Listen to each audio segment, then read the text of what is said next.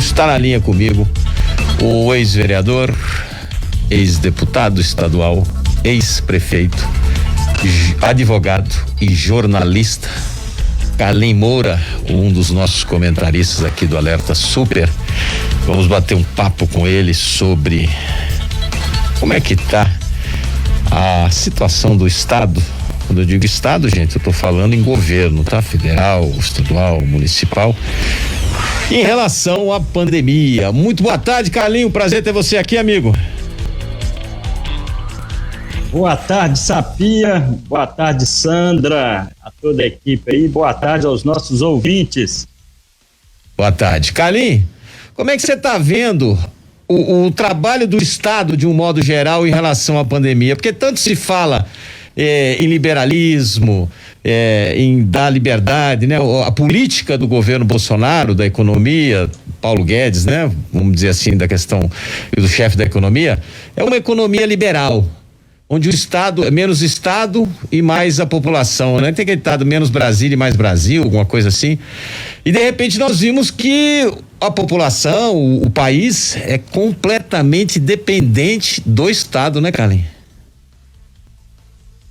Justamente, Sapia, é nas horas de maior fragilidade que o papel do poder público é fundamental. Ainda na entrevista do governador hoje pela manhã aqui na rádio, ele chama atenção para algumas questões que devemos estar preocupados, especialmente nos próximos dias, onde tem a previsão do chamado pique da pandemia, né? E isso vai depender de um trabalho muito conjunto do governo do estado com o Ministério da Saúde e os municípios. Chamou muita atenção a preocupação do próprio governador em relação à falta dos anestésicos, né, que são medicamentos essenciais para receber os pacientes e fazer o tratamento. E isso depende muito de uma maior atuação do Ministério da Saúde, né, para dar o suporte a essa logística. Então, é uma situação preocupante e que a gente precisa acompanhar muito de perto aí nos próximos dias. Ontem eu entrevistei a deputada federal Carla Zambelli e fiz um comentário aqui, que é um pensamento meu. Quando a gente vê as críticas que estão sendo feitas ao presidente Jair Bolsonaro no comando da crise da pandemia, eu disse que é o seguinte, que se a gente tem que culpar alguém, a gente tem que culpar o Supremo Tribunal Federal. Porque eu fui deixando bem claro, como eu disse, eu não tô aqui falando mal do Supremo, então amanhã eles batem na porta do meu hotel lá, ó, cedinho, 6 horas da manhã. Sapinha, acorda, vamos lá, o japonês bate lá na porta, lá da Polícia Federal. O que eu penso é o seguinte, a partir do momento que o Supremo deliberou que quem decide são os prefeitos e os governadores, meio que deu uma matada nas mãos do presidente, não foi, Carlinhos? Você concorda comigo nisso ou não? De uma certa forma, são duas questões distintas no meu modo de ver, viu, Sapia? Primeiro, o seguinte, a autonomia do município, do ente federado do município, no que diz respeito à condução do processo de acompanhamento da pandemia, e aí é correto, o município é que está no dia a dia, que tem melhores condições de avaliar a realidade de cada local especificamente, sobre o funcionamento do comércio, sobre a abertura ou o fechamento. Então, o município ele tem melhores condições para fazer isso, e nesse aspecto eu considero que a decisão foi acertada, né, de ter essa responsabilidade sobre o município. Agora, sobre o funcionamento do SUS, porque o SUS é um tripé, né? É o governo federal, o governo do estado e o governo municipal. Então, certas questões, especialmente do ponto de vista da logística, o Ministério da Saúde, ele pode cumprir um papel mais efetivo nisso, né? Sobre o ponto de vista da aquisição dos medicamentos, sobre o ponto de vista de importação e exportação, por exemplo, de respiradores, e sobre o ponto de vista de dar o suporte àquelas regiões mais carentes do país. Então não há como você afastar a responsabilidade do Ministério da Saúde nesse aspecto. Não se trata, obviamente, de ficar aqui, eu já disse isso várias vezes, não se trata de procurar culpados, trata-se apenas de exigir, né, a responsabilidade necessária de cada um dos entes federados. E, obviamente, que quem está à frente no exercício de uma função pública, essa pessoa, esse agente público, seja ele o presidente, seja ele o governador, seja ele o prefeito, essas autoridades públicas, esses agentes públicos, eles são passíveis, sim, de crítica. E a crítica, ela deve ser entendida sob o aspecto positivo. Se critica objetivando melhorar a atuação desses agentes. Ô, Carlinhos, você como um causídico que e foi um estudioso da religião, conhecedor profundo do latim, eu vou dar uma de advocatus diaboli aqui. Para quem não sabe, advogado do diabo, que era uma expressão originalmente utilizada pela Igreja Católica para designar o advogado que tinha por missão apresentar provas impeditivas da admissão de um candidato a santo ou beato. Quando você diz que foi acertada a questão dos municípios, eu vou lhe colocar 2 parênteses aqui.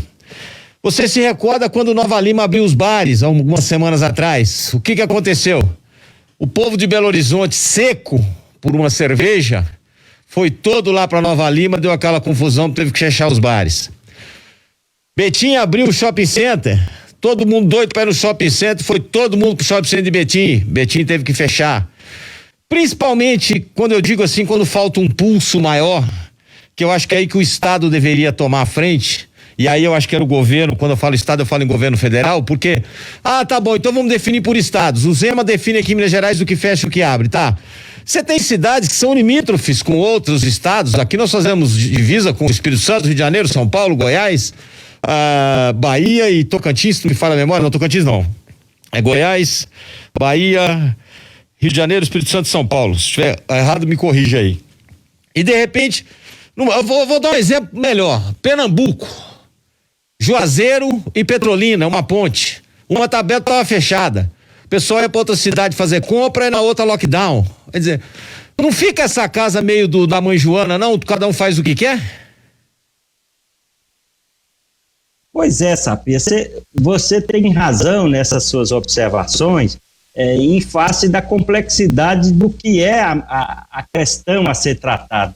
Mas veja só, ao você deliberar essa competência para o município, para o prefeito, você tem uma autoridade pública que está mais próxima daquela realidade e pode estar fazendo essa avaliação, que é uma avaliação realmente dinâmica. O que está valendo a realidade hoje pode não ser a realidade de amanhã. Aí você cita um bom exemplo, no caso lá de Betim, a condução do prefeito de Betim na realidade de Betim foi muito acertada, né? Você teve um momento que os indicadores mostravam que era possível a reabertura, foi feita a reabertura. Posteriormente, com o monitoramento daquele quadro objetivo lá do município, você teve que fazer uma nova análise. Então, eu acho que o prefeito municipal, no meu modo de ver, é a autoridade mais capacitada para estar fazendo constantemente essa análise. O que não tira o fato de que realmente é uma decisão muito complexa. Agora, imagina se essa decisão fosse feita apenas por um ente central, por um presidente ou por um governador do estado, como Minas Gerais, que tem 853 municípios. A realidade aqui de Contagem não é a mesma realidade lá de Virgolândia e não é a mesma realidade lá de Genipapo de Minas, que está nos ouvindo agora aí pela internet. Então, são realidades distintas e a gente precisa ter muita sensibilidade. Mas acho que, nesse caso, a condução do prefeito municipal é a mais acertada, sim. Mas, ô Carlinhos, vamos lá. Nós temos aqueles consórcios intermunicipais de saúde que ajudam a gerir o SUS, né? Que o SUS é tripartícipe, que é município, estado e nação. Não seria o caso, então, de se definir essas regras com esses consórcios? Porque o que me chama a atenção, vou voltar a falar o exemplo de Nova Lima. Nova Lima abriu os bares, foi todo mundo tomar cerveja lá, deu no que deu. Sim, Sapia, sem dúvida, o seu exemplo de Nova Lima é um exemplo que reforça a visão de que não é uma decisão simples de ser tomada e que às vezes uma decisão tomada que hoje, em função da realidade do município, você precisa posteriormente modificar essa decisão. Agora, o diálogo entre esses entes federados é óbvio que é fundamental. Aí você cita o exemplo dos consórcios intermunicipais de saúde, por exemplo, que são municípios vizinhos que têm realidades parecidas, próximas. Isso. E esses consórcios, inclusive, eles estão tendo papéis decisivos, né, de orientação para esses municípios. Assim como o Estado de Minas, corretamente, ao promover o chamado Minas Consciente, ele deu uma orientação, um norte, para que os municípios, havendo a necessidade, pudessem consultar e se orientar por esse norte. Então, só um detalhe. Conjunto. Só um detalhe. Você sabia que o Minas Consciente está sendo usado na Bahia? Uai, que coisa boa. Municípios baianos estão utilizando o projeto Minas Consciente para dar esse norte para os prefeitos. Aqueles baianos é um povo muito inteligente e sempre... Povo porreta. É um povo que está sempre procurando acertar. Tá de parabéns. Só um detalhe aqui também, ó, o meu assessor de geografia, que aqui eu tenho assessor para tudo, meu querido Wesley, diz: o Naí faz divisa com Brasília. Brasília tá bravo lá, o caso de Brasília. O Naí faz divisa. E eu citei aqui os estados fazem divisa, ele me colocou mais um que eu tinha esquecido. São Paulo faz com Sul e Sudoeste, Rio de Janeiro com Sudeste, Mato Grosso do Sul, que eu não citei, faz com o Oeste do estado, Goiás e Distrito Federal com Noroeste, Espírito Santo com Leste e Bahia, Norte e Nordeste. Você não sabia que eu tinha um assessor de geografia aqui não, né? Eu sabia, apesar de que você já é tão bem esclarecido que... Não, mas a turma aqui me ajuda. Raramente precisa de seus assessores, mas eu sei que tem uma equipe extremamente competente aí na rádio e eles estão de parabéns. Então, a questão é justamente essa, Sapia. Os entes precisam conversar mais. Isso é que é fundamental. E acho que os estados e os municípios estão fazendo o que pode. Os prefeitos estão cobrando isso, a gente tem recebido muita demanda nesse sentido, talvez uma presença mais efetiva do Ministério da Saúde, pela importância que é a instituição Ministério da Saúde e pela força que o Ministério da Saúde tem no que diz respeito a essa coordenação geral do SUS. Então, talvez nesse momento o que a gente mais vê são críticas ao Ministério da Saúde. Não é uma crítica apenas do ministro Gilmar Mendes, é uma crítica de quem está aqui na ponta e que precisa, né, ter mais eficiência para receber os medicamentos, os equipamentos, para reforçar a equipe de trabalho, que muitas vezes depende também desse reforço do governo federal. Mas, resumindo a questão, os entes federados precisam trabalhar conjuntamente, Estado, municípios e a União.